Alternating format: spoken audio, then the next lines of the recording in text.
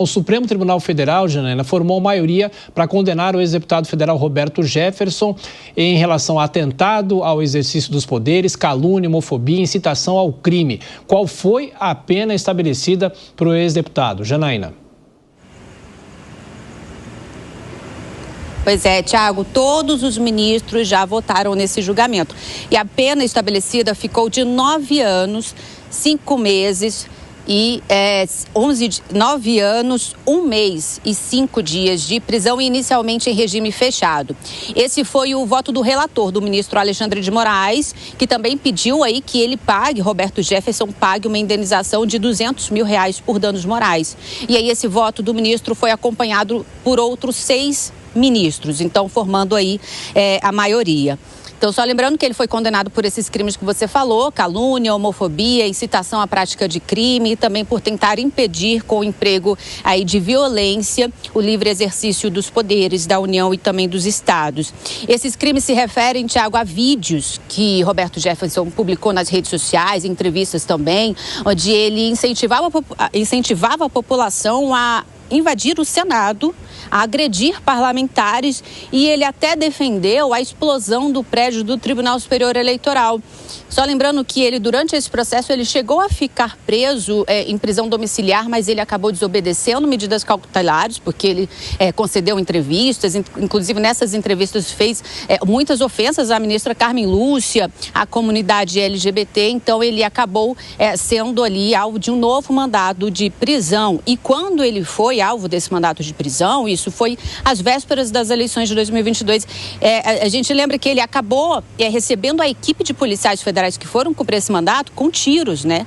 Atirou contra eles, atirou granadas. Felizmente ninguém aí ficou gravemente ferido. Então, embora tenha formado nesse julgamento de hoje, que aconteceu no plenário virtual, embora tenha formado maioria, 4 votos divergiram do voto do relator. O ministro Cristiano Zanin, por exemplo, ele votou pela condenação, mas com uma pena menor, alegando ali que Roberto Jefferson, ele já tem uma idade avançada, mais de 70 anos, e ele pediu uma condenação de 5 anos de prisão. Esse voto dele foi acompanhado pelo ministro Edson Fachin. O ministro Cássio Nunes Marques também votou pela condenação, mas com uma pena de 2 anos e em regime aberto. O único ministro que votou divergindo totalmente do ministro Alexandre de Moraes foi o ministro André Mendonça.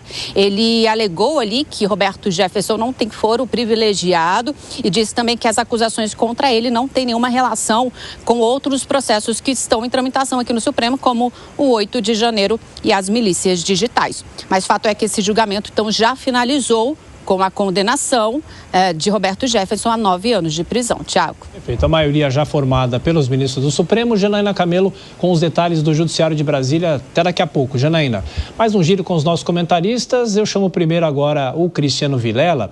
Ô Vilela, obviamente eu queria saber de você o que acontece agora com Roberto Jefferson. Claro que ainda é preciso encerrar o julgamento como um todo. E é curioso porque em relação ao primeiro assunto da Janaína, falando sobre postagens nas redes sociais, e também isso foi usado pelo Supremo em relação a postagens que o próprio Roberto Jefferson fez nas redes sociais. Volta aquela discussão, até que ponto vai o ataque, até que ponto vai a linha de que as pessoas podem fazer as postagens ou não, não é, Vilela? Exatamente, Tiago. Você vê que nesse caso, nessa condenação que nós tivemos agora no Supremo Tribunal Federal, ainda cabe recurso ao próprio Supremo Tribunal Federal. Então, a possibilidade de qualquer alteração nesse quadro, ela passa a ser uma possibilidade muito pequena. E aí, nesse sentido, é válido, e a mensagem que eu vejo, que é a mensagem que vem norteando o trabalho da Justiça nesse sentido, especialmente do Supremo Tribunal Federal, é justamente no sentido de demonstrar os limites que o direito à liberdade de manifestação ele tem. E é esse sopesamento entre os limites à liberdade de manifestação e os eventuais outros limites de organização do Estado e das instituições, é esse sopesamento que é feito pelo Tribunal Constitucional em casos análogos como esse. Então, o que eu vejo que se extrai disso é que o Tribunal Constitucional brasileiro, ele transmite essa manifestação justamente estabelecendo esses limites muito claros em relação à liberdade de expressão. Essa discussão, Dora, vai continuar em 2025. Essa discussão não está sacramentada, né?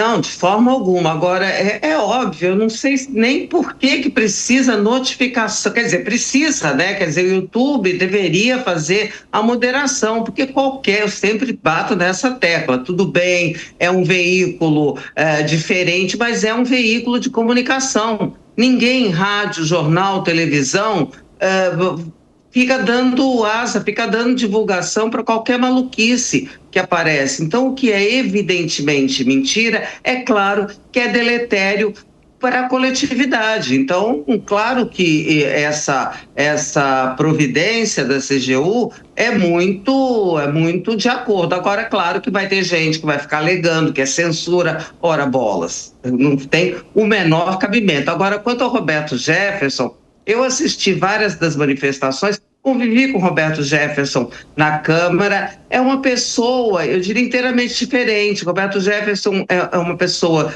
é um deputado experiente de vários mandatos, é advogado. Eu ficava pensando nisso quando eu via as entrevistas e os vídeos do Roberto Jefferson, eu ficava pensando, será que ele está fazendo isso de propósito, está querendo ser preso? Ou será que ele é advogado criminalista? Ele sabe perfeitamente qual era a pena, né? E diante do que ele disse, diante do que ele falou, realmente não havia outra decisão a ser tomada pelo tribunal.